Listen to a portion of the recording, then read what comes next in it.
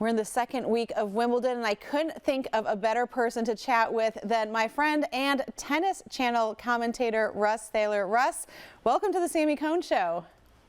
Sami, this is amazing, and thank you so much for having me on. We met 32 years ago at the end of this past summer, which is weird because we're both 29. Right, so how is that possible? I was going to say, Right. full disclosure, we played college tennis together at Emory. I wish I could cue to a photo right now. I think they've all been like, I don't know if we had filmed that long ago, but suffice it to say, we were both awesome. Let's just say that. Yes, right.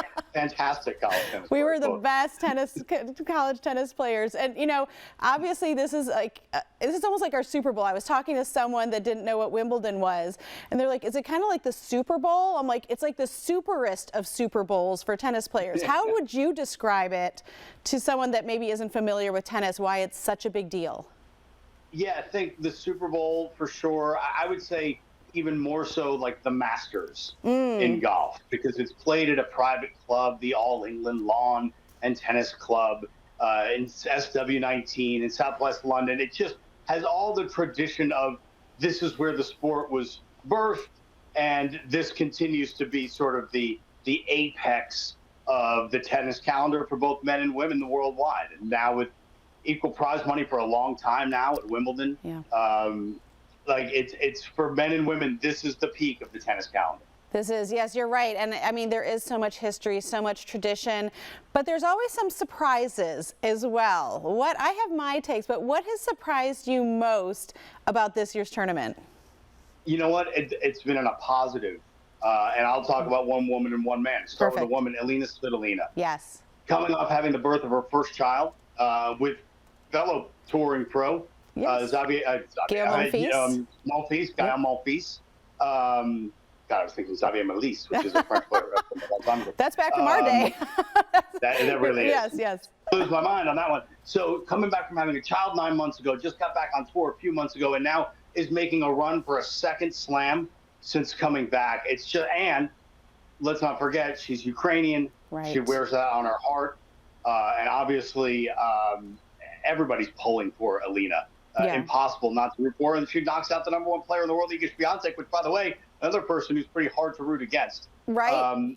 Svitolina is, amazing. Then on the men's side, I was going to say, who's your man? Who's been the big talk on the men's side? An American, I'm hoping you're going to say. The last American standing. It's Chris Eubanks, the Georgia Tech Yellow Jacket. Yeah. The Ramblin' Wreck is being represented at Wimbledon, and Chris is such a great guy, 27 years old. I met him in the broadcast booth, not on the tennis court, because I think he was preparing for life after tennis when he just couldn't break through. Right. And, he's tried to qualify. He's tried to qualify 4 or 5 years, couldn't even get into the main draw, and now look at him in the second week of Wimbledon. It's pretty amazing. Last year at the U.S. Open, he qualified and won a round. It was the first time he won a main draw round at a major in his career. And we're talking about a guy who, came up after a stellar college career at Georgia Tech and just wasn't able to break through. Finally got that first win, loses second round, and commentates after that. And he was great to be around. And to see him make this run from Miami till now, he might be seated this point at the U.S. Open, one of the top 32 players in the world. Right. We're talking about a guy who couldn't get a cup of coffee in the big time. And now he is here. He's here. Chris has a seat at the table, and he's earned it. It's amazing. Now, I mean, I'd be remiss if I didn't ask you about whether or not Novak Djokovic can be considered the GOAT. He's been in pursuit of his 24th Grand Slam title. I'm still partial to Federer, but, what's your expert opinion? You don't have to give your personal, but what's your expert opinion? No, my personal opinion, and this actually plays into it. I've always been a Fed guy. He just sort of spoke to me, his game. I always enjoyed Rafa's tenacity and his left-handedness because I'm a lefty as well. And Novak was always harder to wrap my arms around. But here's the deal. Novak's record, his performance, is taking away the discussion of anything else. You can feel how you want to feel. I feel that Roger Federer played the most beautiful tennis I've ever seen when he was at the height of his powers. I've never seen anyone do it better. But Novak Djokovic has put together a resume that is unmatched in the men's game. He's tied with Serena Williams now with 23 majors on the singles side in the Open era.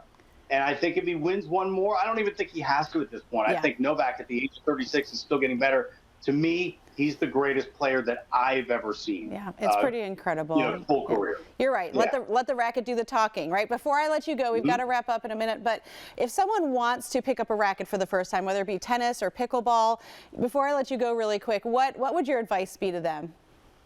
My advice would be start now. And the reason is studies have shown that people who play racket sports, for a number of different reasons, live longer.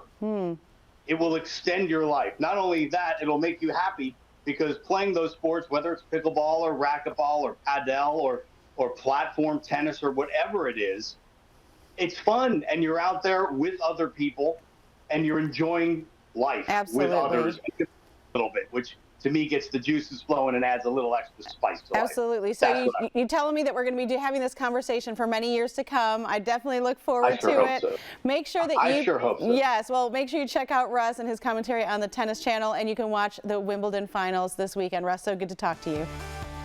Great seeing you, Sammy. You too. Bye, friend.